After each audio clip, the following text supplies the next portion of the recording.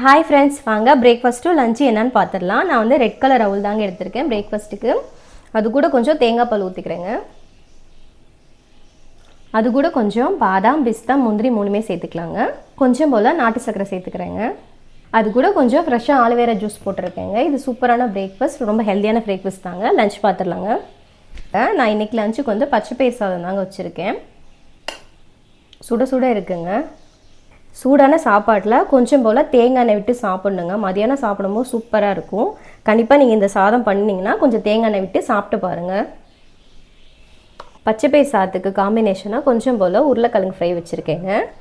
கொஞ்சம் போல் ஊறுகாயும் வச்சுக்கிறேங்க. கொஞ்சம் போல் முருங்கைக்கீரை பொரியல் வச்சுக்கலாங்க.